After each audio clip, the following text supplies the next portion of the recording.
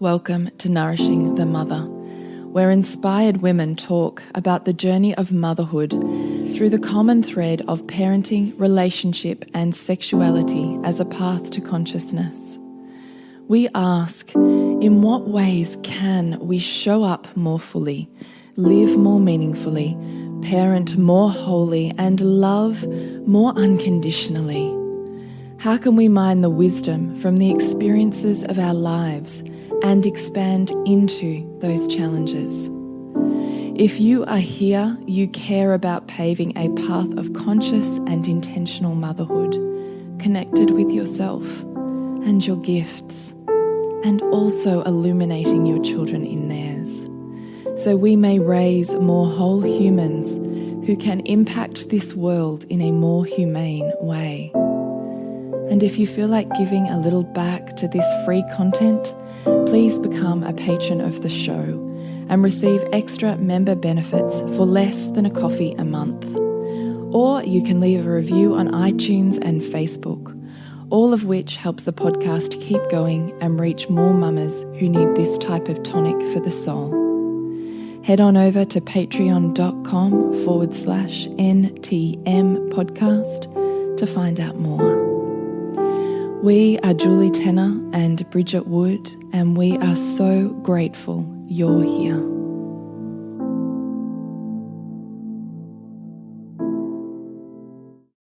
Hello and welcome to Nourishing the Mother. I'm Bridget Wood.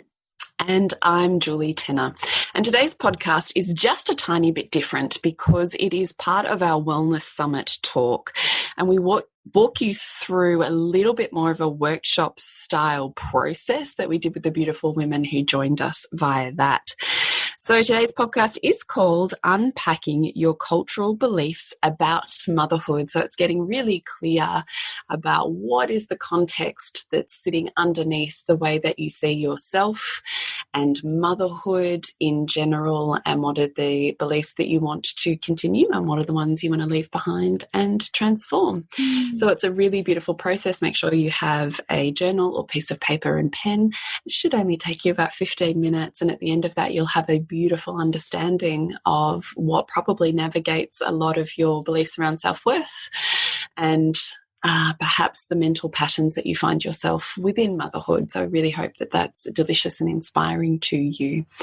And we would love to remind you to jump on to nourishingthemother.com.au and jump on in and join our tribe, where once every so often we send you out an email with links to everything we've put out in the world. So nourishingthemother.com.au. And we hope you enjoy this session. So if you just want to make sure you've got a pen, a piece of paper, or a journal, and what I would love for you to do is just write down on one side of it, mothers are 10 times, mothers are, mothers are, mothers are, down the side of your page, little tiny break. And then fathers are down the side of your page 10 times. So fathers are, fathers are, fathers are. And then continue, you might need to turn your page. Motherhood is 10 times down the side of the page.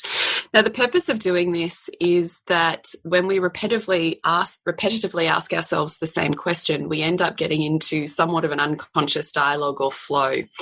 And so the more we can just bang right the first thing, I don't mind if it's mothers are and you go purple is the first thing that comes to your head. It is completely irrelevant what comes to your, I'm just going to make sure I mute everybody, but if you would like to unmute, then please feel free to jump on and unmute yourself at any point.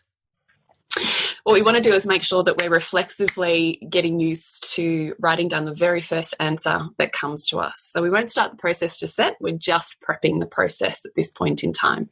So mothers are 10 times, fathers are 10 times, motherhood is 10 times. So as long as you've got that written down, then it's just going to make our process a little bit smoother. The more you can get into an unconscious flow and not try and second guess or get too conscious or, bounce around about what you've written on your piece of paper, the more just real, responsive, underlying answers you can get into, the better it's going to be.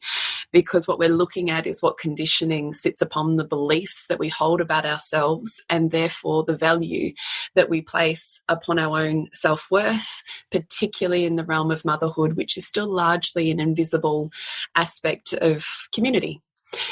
So what we're going to do is answer individually for ourselves. Then we're going to make a bit of a summary, and then we are all going to have, I don't mind whether you want to type it or jump on and say it, a sharing space of what comes up for us, just so we can actually really see that what we think is just us turns out everybody has a little piece of, and that can feel really amazing when we're shifting the paradigm of what motherhood is. We go, wow, I thought that was mine, and it turns out that's conditioned from society at large or family culture, and those sort of circles move that conditioning further and further in. And when you can see it, you can go, oh, wow, do I actually want to play by those rules or not? So that's kind of the purpose of what we're going to do here today, is workshop what's kind of sitting underneath, which would then make sense with how we feel about how we are now. So Bridgie, did you want to give us a beautiful, I've muted you, sorry, because it automatically came through as a, I'll unmute you if you like. Oh no, sorry, I won't touch it. You you do it. No, hang on, you're muted. I think you've led beautifully with that set up into how much our motherhood is culturally created, and therefore when we bring in choice, what it can look like to create a different experience of it. And that desire to have a different experience of motherhood, or a more conscious experience of motherhood, was really what brought Julie and I together. It must be nearly 7 years ago now, where we first met, and we both had this felt sense that the council mothers group that we were put into, and the mainstream representation of motherhood that we could see reflected to us, was not something that we felt in alignment with. And so we both sought out natural parenting playgroup, which was really a place where you could come together with other people who valued health and wellness, and who had this desire to have a more of an attachment-based connection with their children. And it was through the conversations that Julie and I had together that we felt was so outside often the realm of how motherhood is depicted in our media and in our regular culture, that we then thought, there's got to be somebody else who wants to hear these conversations and pull apart some of this with us, and really see the importance of nurturing the mother in order to feed the family, the values, the nourishment, the sense of purpose and aliveness that we want our children to grow up with. And so we really felt this sense that we want to create a space for mothers to feel that. And so we launched our podcast, like 5.5 years ago now, I think it is, on the Wellness Couch. And so we're up to getting close to episode 280, I think, now. So there is a rich vault of topics and deep dives and resources there, if you're new to the podcast, for you to go back and look at the same time as dive into this more practical workshop with us here. Yeah. So beautiful. What would you add, Jules? Anything else to add there? No, nothing. That was simply glorious. So what we would love to do then is just have a look at what the conditioning is that we ourselves come from. So let's just, I was about to sort of jump on, I thought, no, I'm going to save that for the end. So let's just maybe centre in a little bit first, because we're all doing our thing, whether we're in lockdown or not. And we can always let the breath lead us in. And yes, it's a little bit cliche, but it's cliche because it works. So what we're going to do actually is play around with a 3D breath. So first off, I want you just to find your sit bones wherever you are. So I usually give my body a bit of a wiggle and a bit of a shake to try and find it, because the center you find, the moment you find your sit bones, it kind of, your body automatically sits in this different posture. So your head sits over your heart and your heart sits over your pelvis, and you're in this beautiful line which doesn't require any effort. You start to realize that instead of mum bum that starts to tuck in and create a C shape, it actually opens up your body. So the moment you find your sit bones, your pelvis naturally starts to tilt back. You start to find these beautiful curves and sways in your back that are supposed to be there. The chest wants to come forward to counterbalance, so this heart space wants to open forwards. And the head just sits actually slightly back from our beautiful chest space that opens up into the world. And that's actually what our posture should feel like. And it should feel like a bit delicious, maybe even a little bit vulnerable, where it goes, oh, feels a little bit big to kind of open up a little. So I just want you to know it's just you. No one's watching you or observing you. So just find a wiggle to find that beautiful sweet spot where you go, oh, it's almost like I can breathe easier, and that gets to feel really good. And then all I would invite you to do is just locate your breath. What that means is just to notice it, just to go, this thing that I never pay attention to, here it is. And it gets to be just delicious and lovely. And then when you've found it, what I want you to do is start a 3D breath. So first off, that means finding the front and back of your body or your rib cage and actually opening them wider. So as you breathe, you literally move and open the front and the back of your body. So that breath starts to move, opening you up in more of a 3D capacity.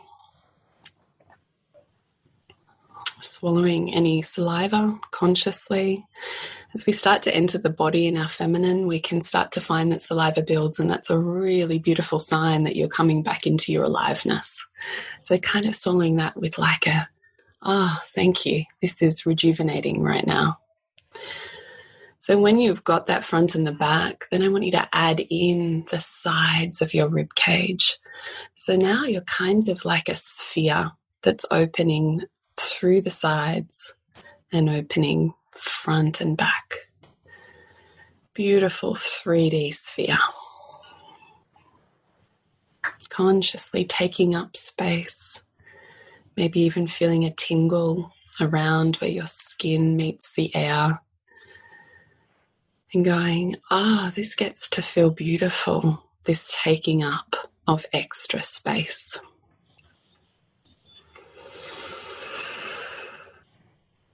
And then when that feels good, see if you can add in just the top and the bottom. So now you're like a balloon. So you move out forwards and backwards with the breath, your rib cage to the sides. And now top and bottom, so now you're like a beautiful balloon that opens up in all directions and then comes back in. Because don't forget, the universe is contraction and expansion, as are we. So we expand and it feels delicious, and we love all the lightness of when we get to be big and beautiful and keep on achieving in the world. But then we need to come back into ourselves, and that's the contraction. Back in we go. And that gets to feel like, hey, how you doing? Before we open up and take up space again in the world. And that gets to feel beautiful. So just really taking a moment to notice the 3D capacity inwardly and outwardly of your body and your breath. Kind of just going, hey, I've missed you. It's good to feel this. And then when you're ready, if you feel like it, you can drop your presence down to your perineum or the very base of your pelvis, your beautiful bowl of creation. If you imagine there's a beautiful point at the bottom of that, you can have a breath and see if you can pull it down into that in and out breath. It might feel a little bit yummy. Maybe your heartbeat might slow a little. You might recognize it as a feeling of perhaps coming into a grounding state. Something that goes, hey, I'm here. There's a solidness to it. And then picking up your pen and answering the question, mothers are 10 times. So hopefully you've already written mothers are 10 times, and you're just asking yourself internally, mothers are first answer, mothers are next answer. If you haven't, just write mothers are 10 times first, and then just go through it. Mothers are, mothers are, mothers are, just asking yourself and responding with whatever comes up for you. Whatever answer you receive is exactly what you need to hear in this moment. So you don't need to think about it. And if your mind goes blank, also know that nothingness and numbness is in and of itself an experience. So instead of trying to fight against that or condemn it, then if that's where you find yourself, taking a pause and going, and it's so okay just to be here without there needing to be any words to it whatsoever. And if today your experience is less about discovery and more about being, that would be a beautiful gift. So mothers are. And then taking a breath and shifting over to fathers are. So if you haven't already written fathers are 10 times, writing that before you begin answering unconsciously. Fathers are, and answering those questions. And in your own way, when you've answered that, taking another breath and contemplating the entire structure of motherhood. So motherhood at large. When you think about motherhood, that's what we're asking ourselves. Motherhood is. Maybe it's what you learned as a child from watching your own mum or the mothers around you. Maybe it's cultural. Maybe it's something else. So then answering motherhood is 10 times.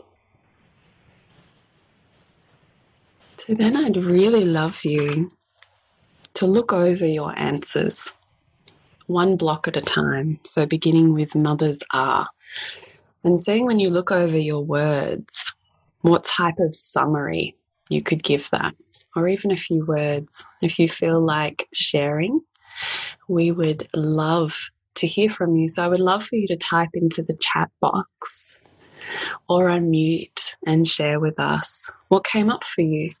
The interesting thing with the answers are they can be quite a dichotomy. So you may have a mix of answers that go, like, I'll tell you mine. So I've got mothers are happy, sad, incongruent, not sure, weepy, floppy, strong, unhappy, burdened, and poor. So when I unconsciously answer, I go, wow, shit, I can see my entire family lineage there, right? It's like a beautiful mix in of all of it. Bridgie, what did you get? So I'll share mine. I had, and I think it was partly because of the setup that you so beautifully gave us, that it was just so grounding. So I had mothers are powerful, influential, caregiving, life, beautiful, polarized, disconnected, wondrous, destructive, all giving and creating a world. Yeah. See, it's so beautiful to see our balance, isn't it? As we can see the parts that have been beautiful and the parts that our lineage or ourselves as children have struggled with, and we carry the stories of both. So it's so beautiful to see what exists for us. And perhaps even in our answers, you go, oh, me too. Oh, me too.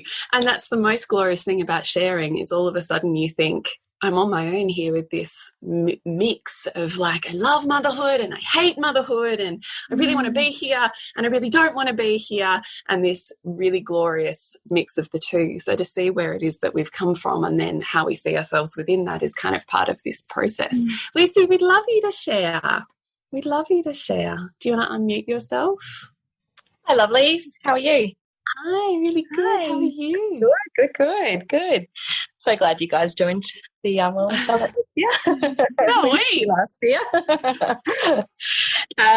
So I had for mothers are sunshine, flow, pink, loving, belonging, joy, earth, powerful, having, and experience. That sounds like quite nourishing and delicious. So no sadness in that. It was a good grounding exercise to start with, Julie, so thank you for that. So is that your story? Like, is that the lineage that you came from, or is that the work, the representation of the work you've done when you're feeling grounded? That's what comes forward. Yeah, definitely the work I've done in grounding, because I think before that it would have been a lot more probably painful words, I think, to be honest. Wow. That's extraordinary then, isn't it? So you can see how you've changed the narrative, and if your body was in a different state, would your answers be different? Yep, 100%. So fascinating. Yep. So fascinating. Yeah. Thank you. Kathy's written Kathy tender. Yeah, you go, Bridgie. Yeah, so Kathy shared tender, nurturing, dependable, reliable, compassionate, easeful. Really Does it change? there. I'm so interested by that. It is really anchored, isn't it? Does it change for you too, Kathy, depending on the body state? Like, was the breath practice in, does that change answers? I haven't thought about it. Definitely. It's so fascinating. I'm really surprised about the easeful thing at the end. Like they got more and more positive. So interesting Yeah. to me. Thank you. Elizabeth says, yours were definitely in two groups. Strong warriors, amazing, everything to everyone, providers and caregivers. And then the flip, tired, distracted, guilty, trying to do too much. Yeah, gosh. Can you see how we're all nodding, going, yeah, me too. And we start to see how it's this cultural setup as opposed to, was it even ours to begin with? Or do we want to continue that narrative forward? And same for you too, dichotomy. Yeah, so interesting, isn't it? I kind of love it. Let's have a look at what we got, because we're also conscious that we've got 10 minutes left in here because we're on a very strict schedule with the wellness couch. We've got to be out by 1:10. So let's have a look at what we got for fathers. So just have a review of your answers with fathers. Might have a quick share about that. Bridgie, I'm happy to share mine. Yeah, so I had fathers are distant, loving, playful, angry, disconnected, providers, giving up themselves, generous, tidy, and hurtful. So good, isn't it? So Like, it's again, such a great way. Yeah, to see you can see again like that, and then I see that that's my story, like what I can see aspects of my father, and then also aspects that I see reflected in my husband, that where I close because it's a reminder of my father. So some ways come up that I know I've internalized from my conditioning that I then get to meet in relationship and get to reparent essentially through parenting our children. So I mean, it's beautiful. But again, you see that dichotomy quite strongly there, right? I really love that you said that, actually, because we haven't got time to really go into it today, unfortunately. But part of what we adore, as you'll know if you already follow us, is the process of looking at the function within the dysfunction and the dynamics of family and relationship, and essentially the blueprint that we carry with us, which is part of what this is. We don't marry our dads or our mums, but we marry a dynamic that's pretty much the same as the style of love that we grew up in, so that, one, we're comfortable enough to stay, two, it's ever so slightly different that we also want to stay, and it gives us the perfect growing ground to transform what was wounded into something that can be a superpower. So we marry a dynamic which is, or, marry in terms of relationship, into the dynamic of love which we are blueprinted with, which this is kind of part of working out what that is. It's so fascinating. So I really love that you shared that, Bridgie. Let's have a look what else we've got. So Elizabeth has said, for fathers, interesting, I only got positives. Fun, energetic, awesome, relaxed, and leaders. See, this is what I find so fascinating too, because you can start to see how culture, and we're part of the conditioning of culture, even when we think we're living outside of it, right? And Bridgie and I work pretty hard to live outside of it, but still we go, here's culture, right here it is, in almost my epigenetic DNA. Fathers are so fun and strong and courageous and have money and they're fun, and then we go and mothers are like sad and dependent, and we start to see this cultural programming, which is just as a conversation point, fascinating to witness outside of us and inside of us. So I really love that, because we can see also how our world champions the masculine traits and attributes and downplays, or I'm never going to say it right, invisibilizes the experience of the feminine, particularly the feminine that's in the life stage of motherhood. So it's fascinating.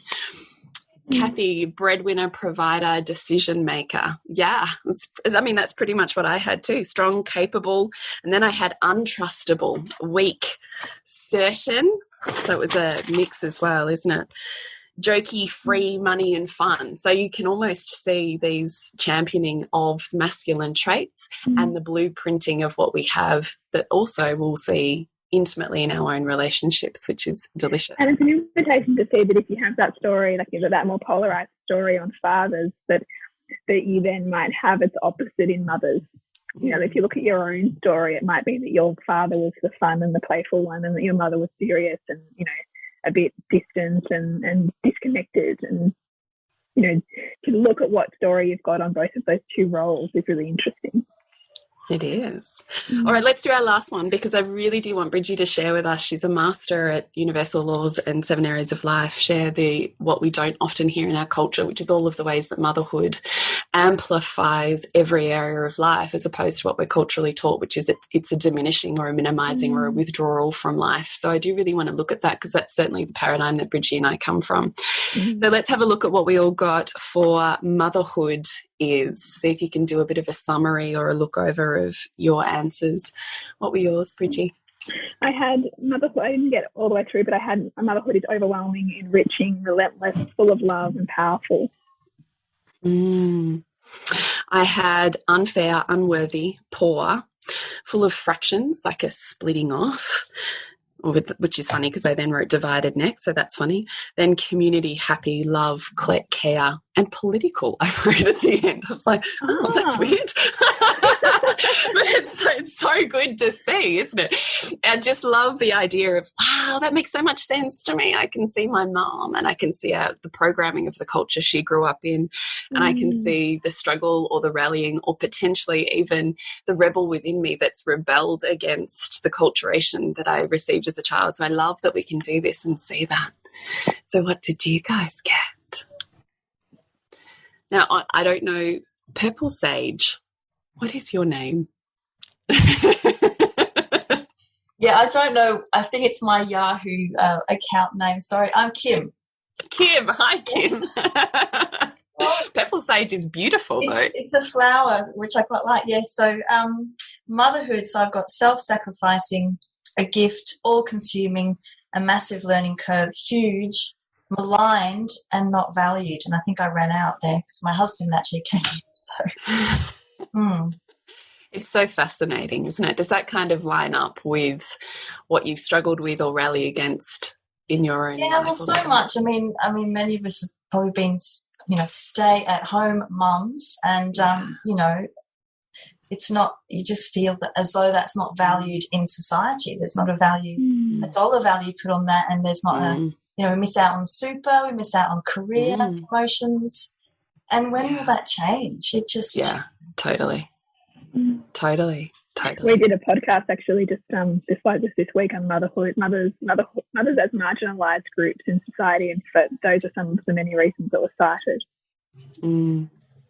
That's a great one, actually. That was an epic podcast, girls. Oh, she's so fabulous, isn't she, Sophie? My goodness, so fabulous.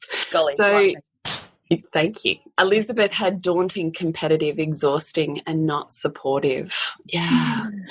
Gosh, I feel that too, because I do think it's so much about women also being pitted against women, isn't it, in our culture? So the construct then of that in motherhood can be further isolating and creating of invisibility. Just by virtue of that, we have to be bigger and better and do it better, and we're looking for these outward measures of success. When my child sleeps well, when it behaves well, I'm good. So it's this valuing that's still looking at championing the masculine as opposed to the feminine traits, which would be those of deep nourishment and nurturance and rejuvenation and love and the flow of care and enlivenment that comes with heart, soul and body from that. Charmaine had, I got demanding, hard, lonely, confusing, emotional, heart-filled, empowering, and doing everything. And again, we're all nodding, like we're all like, yeah, God, I feel that too. Because you can start to see how we're all living under this umbrella of very, very similar cultural expectations or experiences on what motherhood is. So because we've only got a few minutes left, Bridgie, would you mind running us through motherhood as serving the 7 areas of life so that we can leave this one looking at the ways in which we're programmed, and then what we wanted you to be able to do is, which we don't have time for, is looking at what the vision is for your motherhood. What is the belief that you actually want to be instilling and moving forwards with, and creating the worth and the value within yourself that changes the paradigm. So I wanted Bridgie to kind of frame that, with us and for us. Yeah, so because we live in a culture that really silos everything, and motherhood is very separate, and your role of mothering is something that's often hidden and not valued out in the world. If we can shift that lens of perception and look instead about how our mothering and our motherhood actually is of service to all of our other areas of life, we can then raise up our sense of value in the work that we do.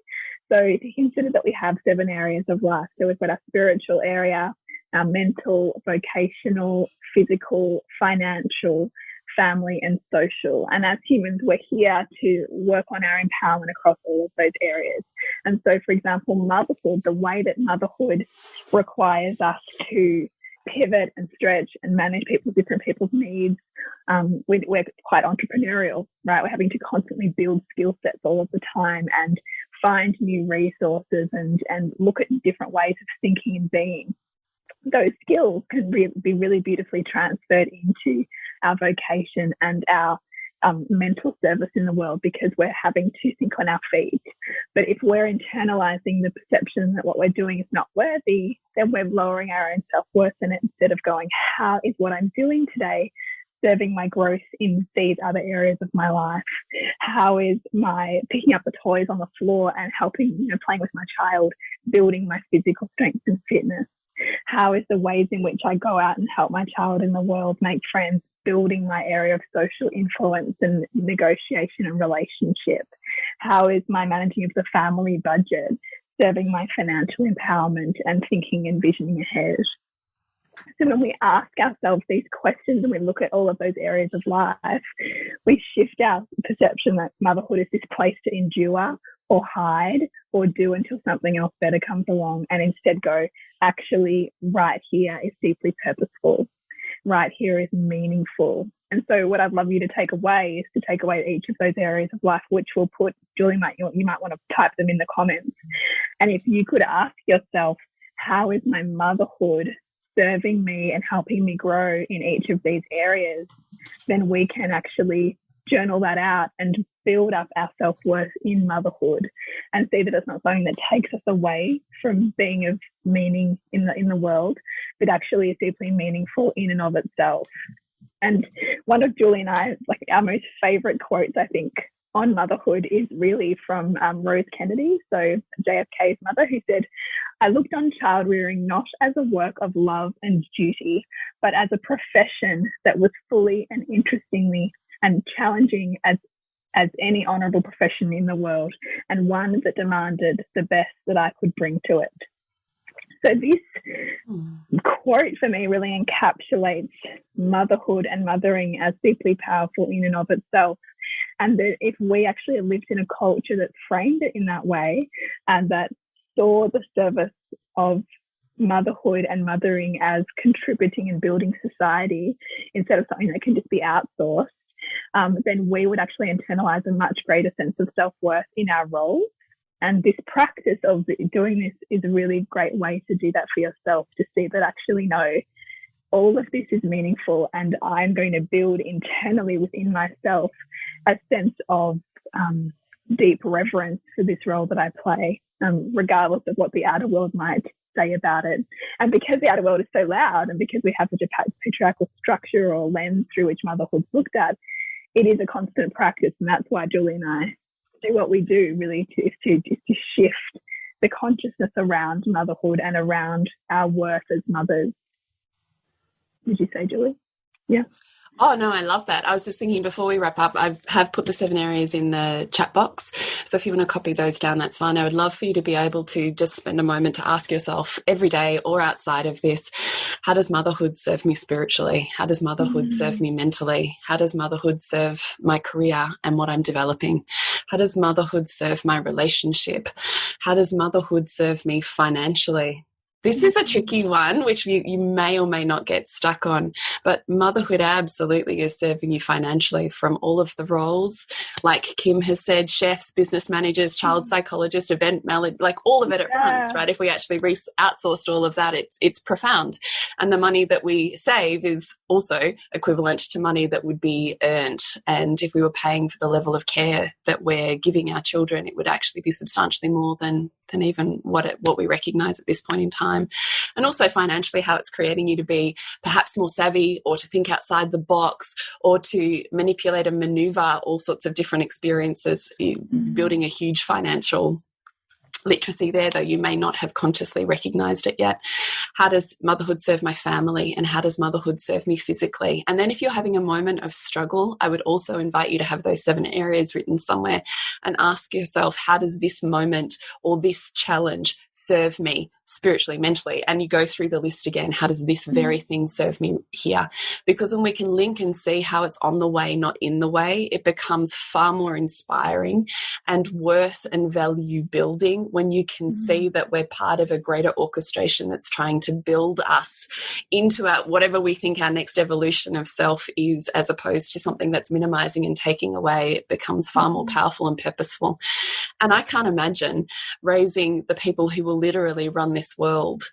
I can't imagine there's a more profound job in this world, because what they experience, as we all know, what we experience in our home absolutely influences us for the rest of our lives, in our intimacy, in our relationships, in who we are within the world and how we move within the world. So I can't imagine that there's a more profound gift to this planet than raising exceptional humans who know their heart and soul and have a level of emotional intelligence that counterbalances the intellectual one that our community strives for.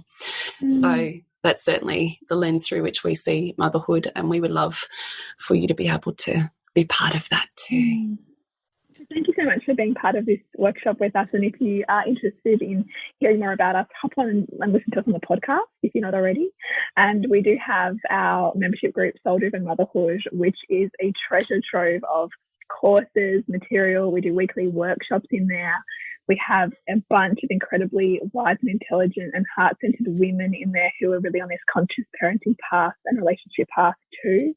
And it's just a gorgeous place to be. So if you're interested, check that out as well on our website, which is nourishingyourmother.com.au. So thank you so much. We wish you so well over this weekend. And if you're in lockdown too, big love to you. It's really hard. We're all in fatigue, but online is definitely the place to tap back into an energy portal. And we really celebrate you for showing up with a willingness to be here too. So thank you. Thank you. See ya. See ya.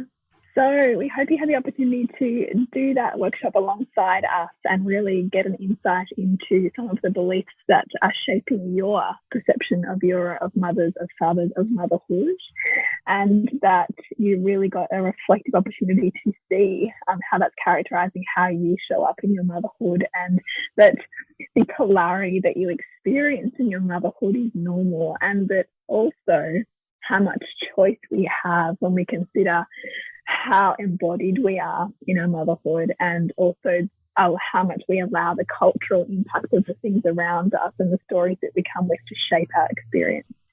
If you did enjoy that workshop format and would love to dive into a more of a meaty experience with us, we really do invite you to join Soul Driven Motherhood if you're not in there at the moment. It is a beautiful community of women. There are more than 10 courses in there. We run weekly workshops, and it is just a divine space of co-creation and really enrichment on this motherhood journey. So we'd love to invite you in there too if you're called. Beautiful. And to connect with you, Julie, is thepleasurenutritionist.com, and you, Bridgie? suburbansandcastles.com. Remember to nourish the woman to rock the family. And we'll see you next week when we continue to peel back the layers on your mothering journey. And if you want to support Nourishing the Mother and all the late nights, the early mornings, the blood, sweat and tears we pour into our art, then please go to patreon.com/NTM podcast and become our patron. As a patron, you're helping all of the cost of operating this podcast, the hosting, the editing, the transcription, helping all of that be completely covered, and joining a community who are all about honouring our journeys and continuing to open. The more support we have, the longer we can last. So become a patron. We'd love to have you. Go to patreon.com/NTM podcast.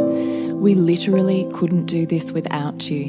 Thank you so much for listening, and please share this podcast with anyone you think it would be medicine for.